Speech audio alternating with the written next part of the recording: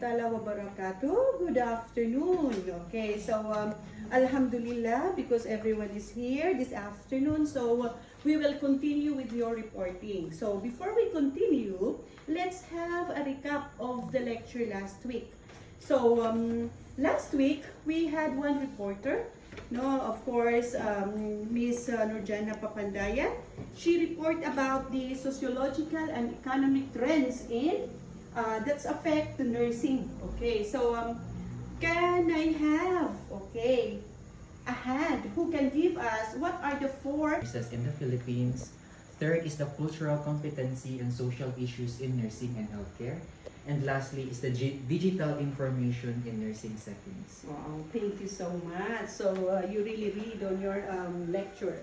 So can we have one hand again who can tell us, no, based on her experience or his experience, what is the most challenging, issue among the sociological as well as economic trends in nursing that you experience in your own organization? You would like to answer? Okay, so we have Miss Saidar. Miss Saidar, please. About social issues in advocacy. So as independents working in community settings, so we see that patient education and empowerment is very important. So that through education, we can help reduce the health discrepancies, culturally sensitive education practices, enhance understanding and compliance among diverse patient groups in the community. Yeah, so it's well said, no? So it's really very important.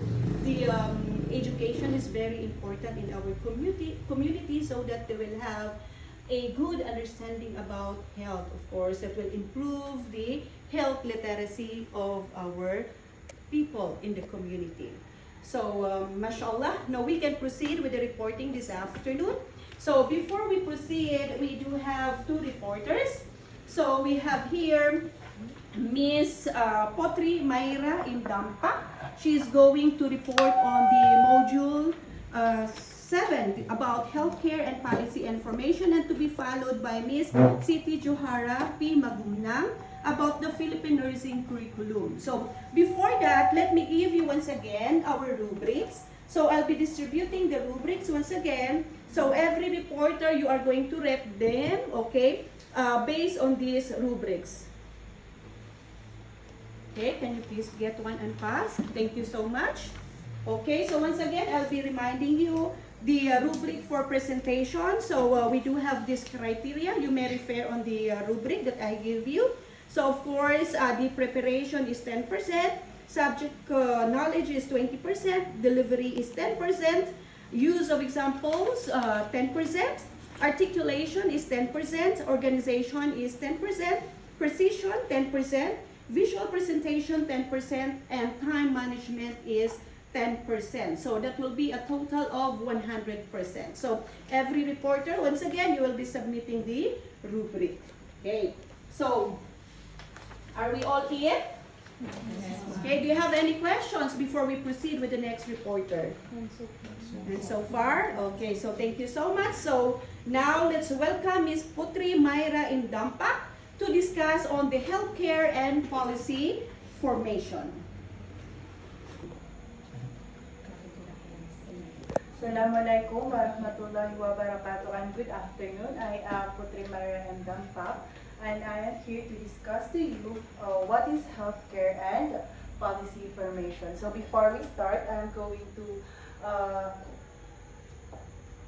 read about our learning objectives for today. So at the end of the discussion, the participants, you will be able to illustrate the step-by-step of process of healthcare policy formation, and to identify health issues, formulating policy, legislative process, and implementation, and to know the factors and challenges in healthcare policy formation, and lastly, to identify the healthcare system in the Philippines. So this will be the contents of my report. So healthcare and policy formation, key aspects of healthcare policy, factors influencing policy formation, challenges in healthcare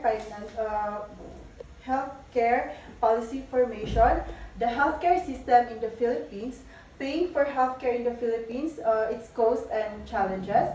And challenges in healthcare financing, and lastly, what are the key health policies in the Philippines? So, as per the World Health Organization, they defined healthcare and policy formation as they define health policy as the decisions and actions undertaken to achieve specific healthcare goals within a society. So, here are the key aspects of healthcare policy. So we have first, access to care, cost regulation, and quality assurance. So let us know what access to care means. So dapat yung policy natin aimed at ensuring that all individuals have access to necessary health services. So hindi biased ang government natin. All means lahat tayo, whether in the poor low class, middle class, and higher class. And also, cost regulation, these are the mechanisms to control healthcare costs and ensure affordability for the patient. So, dapat yung policy din is sure. So, ito yung mga factors na nag-influence in making a policy. We have here the actors, content, context, and the process. So, ang actors natin dito are the various stakeholders who play a role in policy formation, including, yun nga yung sinabi ko kanina, mga government officials, healthcare providers, non-government organizations or the NGOs, may contribution din sila in terms of making a policy, and also the general public. Each actor brings different perspectives and interests that can shape the policy outcome. So, yun yung mga actors in making a policy. So, the other one is the content. So, ang content, this refers to the specific elements and provisions included in a health policy. It outlines what the policy aims to achieve. So, dito natin nalalaman kung ano ba yung goals ng policy na ginagawa. So, what the policy aims to achieve and how it will be implemented. So, in the third factor, we have here the context. The broader environment in which policy is developed influences its formulation. So, factors such as politics para ma-approve ang policy. So, this process can vary significantly between different countries or regions. So, iba-iba tayo ng step in making a policy. So, we have here the challenges in healthcare policy formation. We have first is the rising cost, equity concerns, and political influences. So, healthcare policy face numerous challenges that can complicate the development of effective policies. So, ito yung mga challenge natin here in the Philippines in terms of making a policy. So, we have first the rising cost. Siyempre, yung pagtaas ng lahat ng mga bilihin, ng everything. So, many nations experience healthcare costs rising faster than GDP growth, leading to difficult decisions about resource allocation. So, ang hirap pag if the government na may mas other na priority na hindi na napapansin yung policy na ginagawa the region. So, Okay. the Ms. last Lampard, one, can I ask a question before you proceed? yes. Okay, you mentioned about the factors influencing policy formation. So, you mentioned about the process, and Yes. then you said that in different countries, they do have different process. Can you please expound on the process, how we in the Philippines, okay, do the policy formation? Here in the Philippines po, ma'am, we make policy, yun nga po yung sabi ko kanina, the process po na it involves, often includes research, public consultation, negotiation among stakeholders, and legislative approval. So here in the Philippines po, not only that we make a policy agad-agad, it will take, first, magre-research muna if it is sustainable or not. And after that, we will have a consultation among the public if it will be a better,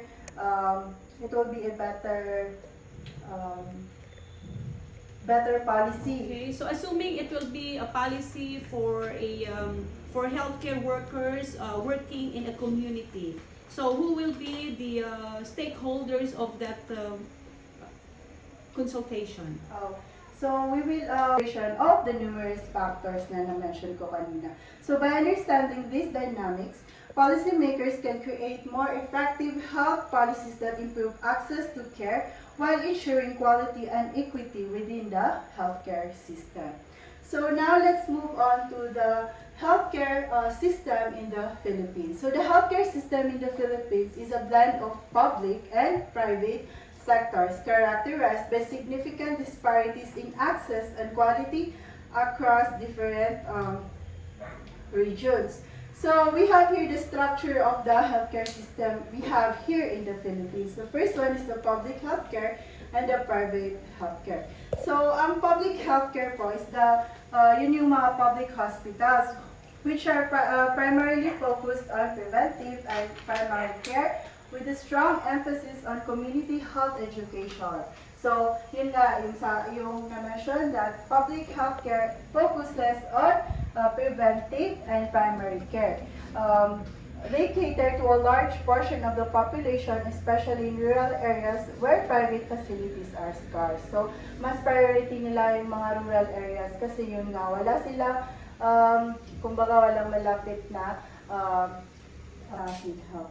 So, many Filipinos opt for private health insurance to supplement PhilHealth coverage. So, di ba, here in the mga hospital, hindi pa rin sapat yung PhilHealth. So, maraming Filipino pa rin ang nag-avail ng mga private insurance like MaxiCare kasi hindi sapat yung coverage ng PhilHealth nila. So, which only partially covers medical expenses. Private insurance typically offers benefits like critical illness coverage and higher compensation for hospitalization costs. So, mas malaki yung coverage nila kasi malaki din yung pagkabili mo ng private na insurance mo. However, obtaining comprehensive coverage can be expensive, particularly for older individuals or those with pre-existing conditions. So, Ms. Dampak, you mentioned about the PhilHealth Yes. in the community. Yes, po, ma'am. So now you are going down to the every houses, okay, Yes. visiting every houses to ensure that everyone is enrolled in Yes. PhilHealth. So how about the students who are not dependent by their parents anymore? Like if example, you are already 22 years old, 24. So how they will be part of the PhilHealth? Yun nga po ma'am, like yun yung sabi mo na the student na hindi na po belong sa age criteria, sa beneficiaries. So ma-enroll sila na other. Sila mismo yung may-ari nung kuan. Yung PhilHealth. Opo. Okay, and then do we ask them to pay or it is free for them? Free po. Especially po yung mga wala talaga yung kuan. Pero sa atin po na mga may trabaho, nakakabayad po tayo. Okay. So, kami din po sa pagbaba namin na nag-update din kami ng mga informations nila. Who is giving the information? The rural health units, the DSWD? Sa amin, ma'am, nung nag-conduct kami ng PhilHealth na updating na kami mismo yung bumaba. Okay, Kami mismo na healthcare providers. So you will be the one recommending those names to PhilHealth? Opo. How about in Llano Norte? No, you have that one too? Talking about the health insurance. Okay, so as discussed, okay, every one in the community, every Filipino, no, deserves a health insurance. Okay, kasi it's health for all. So this is health for all. So I'd like to ask with regards to students, okay, since they are not capable to pay on their own, they're still studying and they are already mature enough and not, okay, they already reached the age of 18 above, no? Kasi based on the insurance coverage, you will be a dependent if you are under 18. Yeah, so how about those students who are already 18 above? So how they can have a PhilHealth insurance? For those students, ma'am, 18 above, they will have a new PhilHealth account, which categorize them as incapable. So even if they are students, they are still enrolled in the PhilHealth insurance program, pero incapable po ang category nila. Okay. So, do you have that one in your community? Yes, ma'am. In the community, we have at first to avail the PhilHealth services, you need to be accredited as e-consulta facility.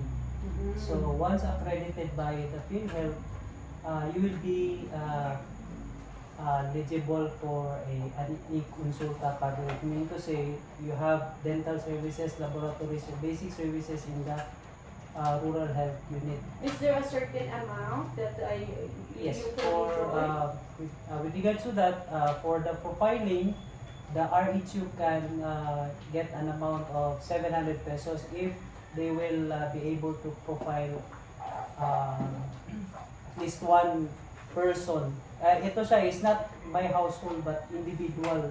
Ibig sabihin, if you are 20 in the family, you will be profiled as 20 individual to be enrolled sa e-consulta. So, each of you will be parang you can avail of it sa 1 year, meron ka 1,700 na package sa e-consulta. So, you can use that one. So, ang mag-process niyan is ang rural health unit. So, they will profile you and they will enter yung consultation mo sa e-consulta. They will upload it. And then, the facility can reimburse that one sa PhilHealth 1,700 for each individual na gumamit ng e-consulta. So you can use that how often? Yearly Once a or year. once a year? Once a year. So, ang the advantage is hindi siya by household, individual. So, ibig sabihin kung sa family niyo 20 kayo, each of you will be profiled. So, meron kayong 1,700 package sa e-consulta through PhilHealth. But that is if your facility is accredited as e-consulta facility.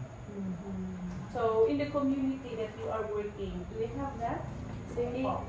The same. So you're working in Llano Norte also? No po, in here in the City Health Office, Marawi. Marawi. So you have e-consulta as well? Mm. Oh, that's very good. Okay, so how about for students? For you, ma'am, you are working in academ? Yes. Right. Okay, so how about in academ? I'm in a private institution. So basically our students, our senior high students are 18 years old still.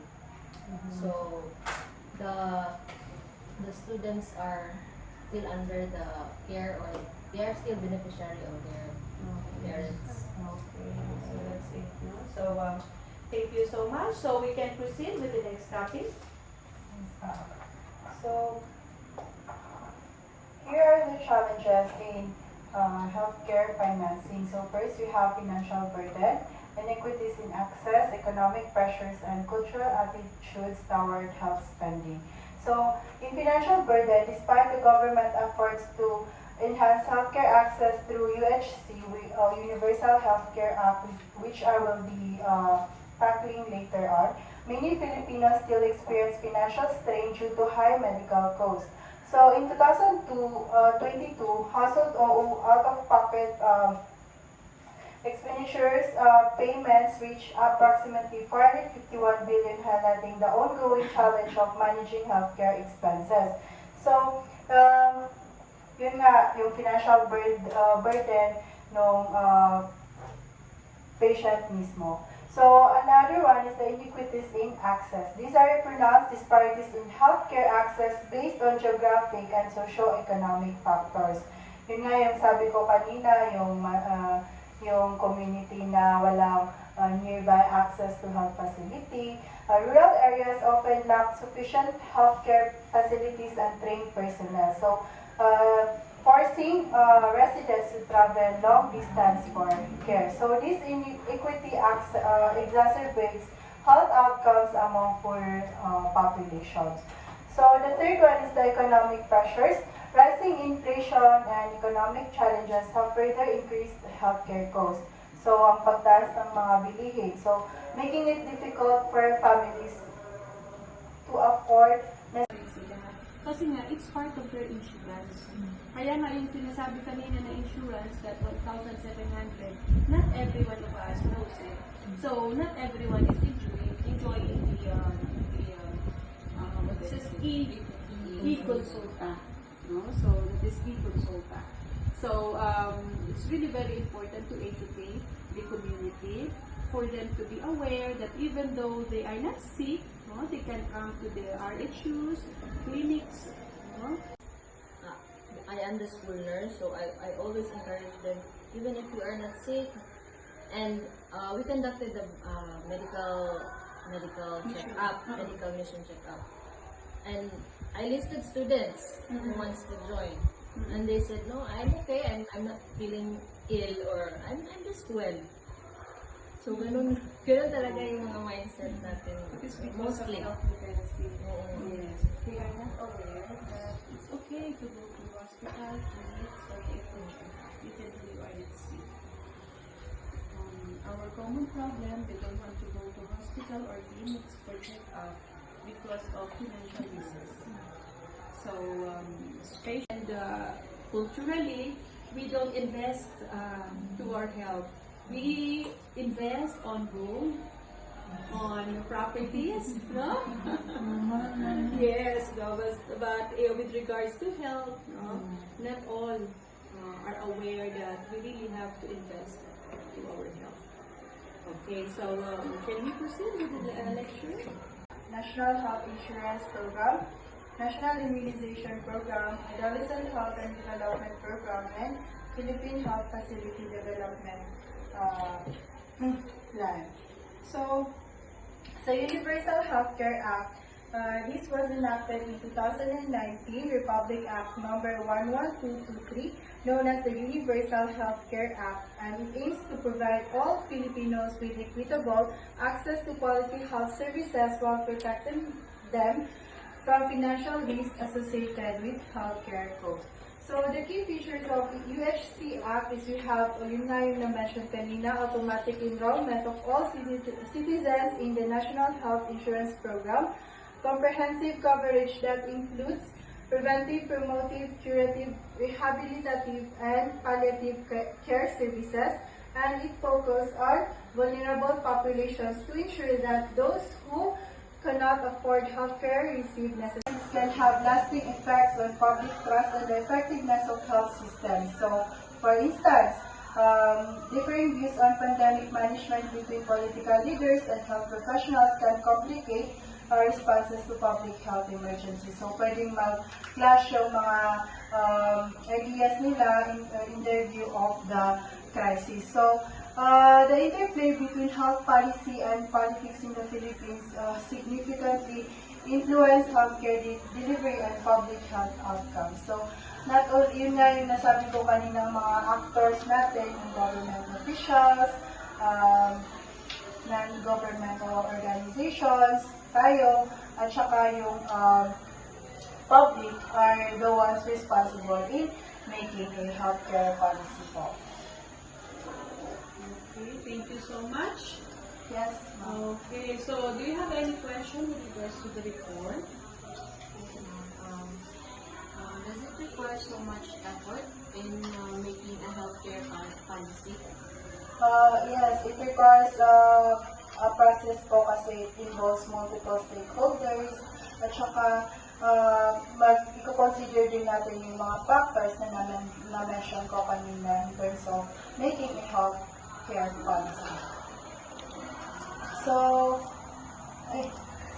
challenges in policy implementation. So, na-mention ko na kanina, geographical disparities, yun nga yung mga malalayong area, mga far-flung areas, financial barriers, yung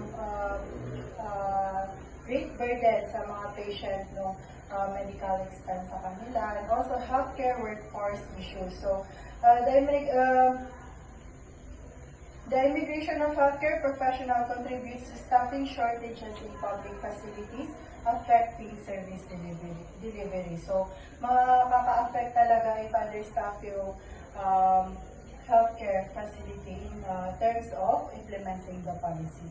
So, the Philippine government has made significant strides in health policy reform aimed at achieving universal health coverage and improving health outcomes for its citizens. However, ongoing challenges related to access, equity, and financial sustainability must be addressed to realize the full potential of these policies. So, continued efforts are essential for enhancing healthcare delivery and ensuring that all Filipinos can benefit from quality health services. So, Assalamualaikum warahmatullahi wabarakatuh, and good afternoon once again. So let's continue the class reporting. So a while ago we have Ms. Potri Mayra Dampa. She discussed about healthcare and policy formation. Now let's proceed with the Philippine nursing curriculum. No, this will be discussed by Ms. Johara M. Maguna. Yes, are you ready with your report? Yes, so before you start, Ms. Maguna, okay, let me give you once again our rubric for presentation. So kindly get one and pass. Okay. Okay, thank you. Once again, no, let's welcome Ms. Maguna on her report about Philippine nursing education curriculum. So, Ms. Maguna, you may take the floor.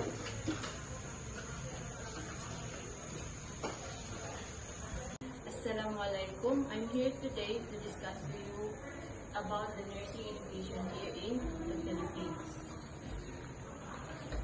So my learning objectives for today's discussions will be able to know and familiarize the Philippine nursing curriculum, to familiarize the key aspects of the curriculum, to identify the strengths and weaknesses of the curriculum, to know the transitions from student to professional nurse, and to determine the current trends and issues in nursing education. okay, which was launched by the Department of Health. This program targets adolescents aging 10 to 19 years old.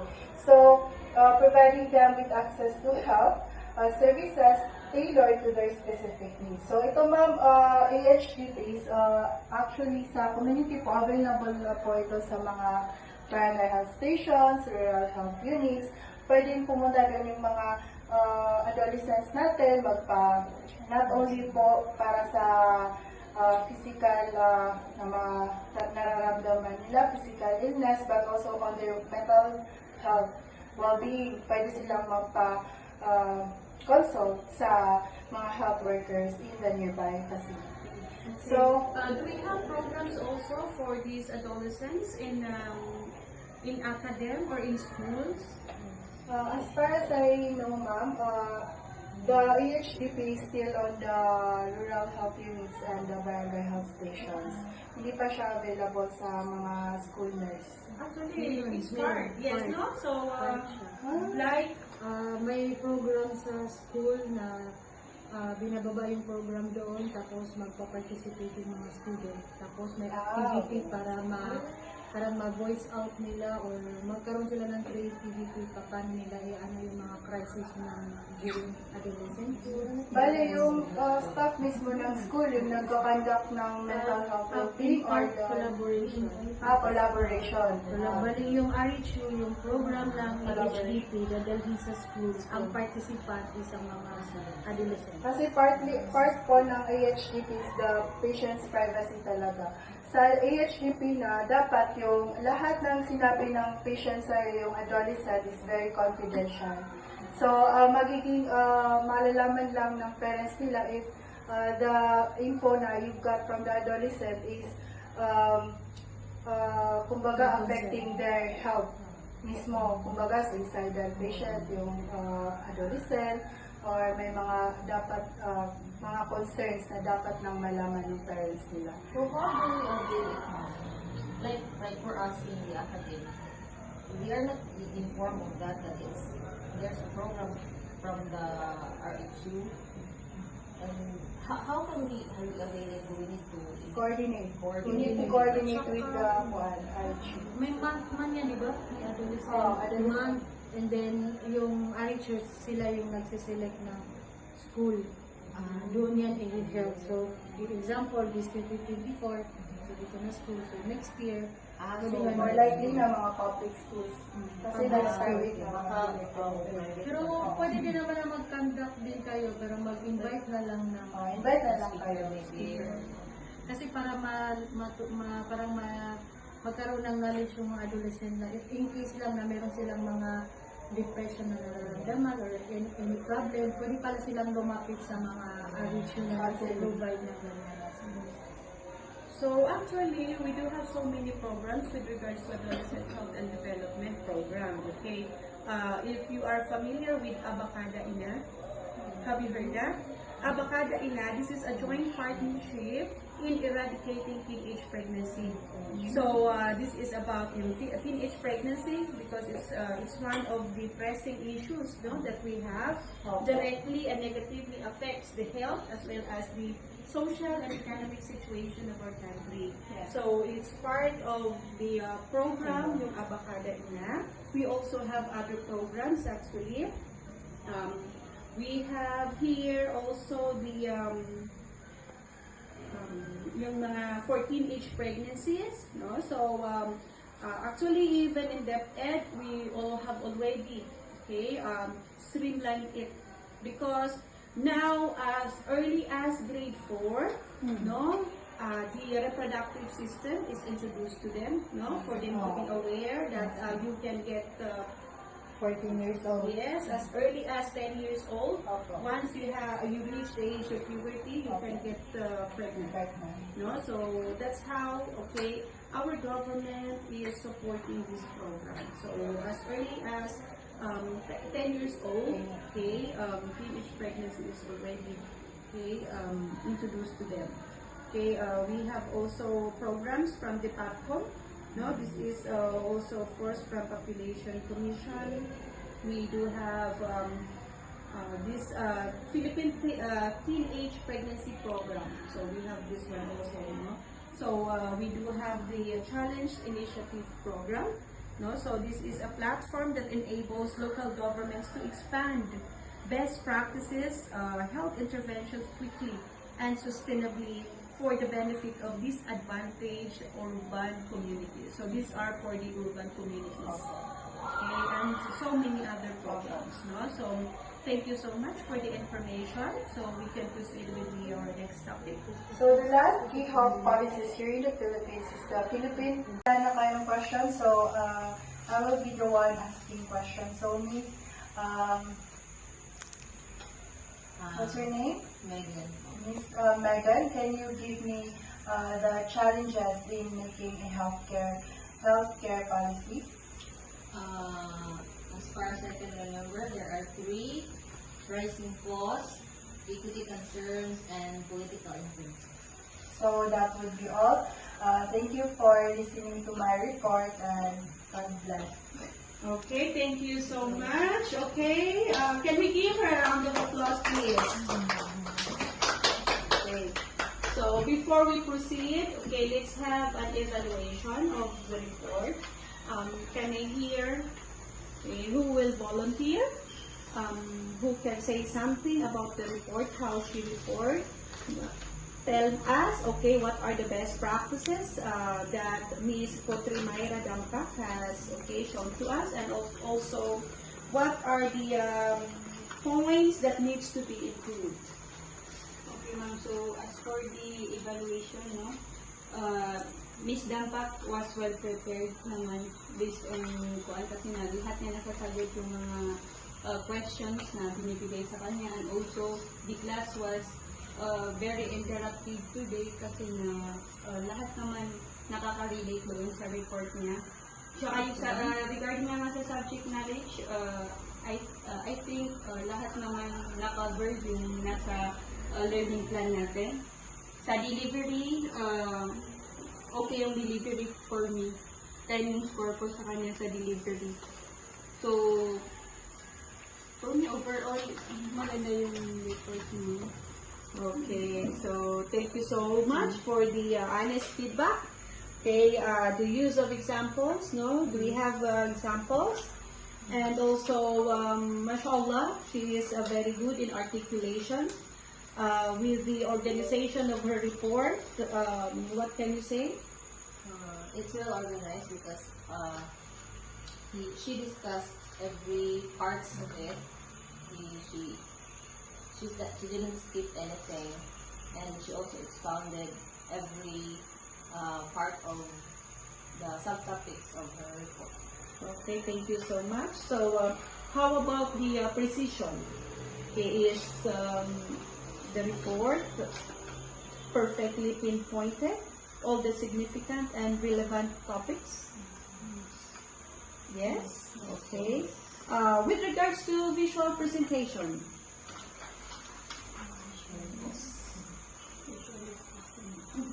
Visually presented. Okay. And then lastly, but not the least, do we manage the time? Did she manage the time? Okay. So of course, no, that's very good. We are giving her 1 hour for the lecture, and she was able to discuss her topic within 1 hour, no, with the interaction. So once again, thank you so much, Ms. Potri Mayra Dampak, for that very concise and very informative report. Thank you so much once again. Okay, can we give her a round of applause, please? Okay, thank you. So let's proceed with the next reporter. Hello, good afternoon. Good afternoon, everyone. Good afternoon, ma'am. Good afternoon. I'm here to discuss to you the nursing education here in the Philippines. So these are the learning objectives. At the end of the discussion, you will be able to know and familiarize the Philippine nursing curriculum, to familiarize the key aspect of the curriculum, to identify the strengths and weaknesses of the curriculum, to know the transitions from student to profession nurse, and to determine the current trends and issues in the nursing education. So the first one is the Philippine nursing curriculum. It is designed to prepare students with essential knowledge, skills and values necessary for professional nursing practice. This curriculum is overseen by Commission Higher Education, or CHED, and aligned with the international standards while considering the local healthcare needs. What are the key aspects of this curriculum? First one is the structure of this curriculum. The duration of this curriculum is typically takes 4 years. And the credit units is that it usually includes general education courses. So what are the general educational courses? Can you give me an example? Yes, English, chemistry, math, physics. And what are the core nursing courses? Do you know? What are the examples that? Anatomy and physiology. Yes, anatomy and physiology, pharmacology, and yes. And professional electives. What are these professional electives na subjects na alam nyo? Community health nursing. Yes, community health nursing, Psychiatric nursing, and maternal and child. So competency-based approach. This curriculum emphasizes competency to ensure students can perform clinical and non-clinical duties.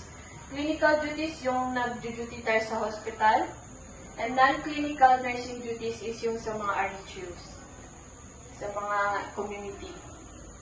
So core subjects, the nursing curriculum includes foundational and specialized subjects such as we have anatomy and physiology, microbiology and parasitology, pharmacology is yung mga sa gamot, nursing care management, community health nursing yung sa RHU, na-discuss dyan yung mga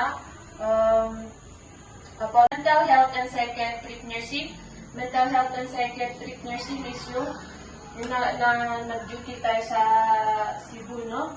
Yung hospital doon. And then nursing research and evidence-based practice. Ito yung gumagawa tayo ng research, yung thesis.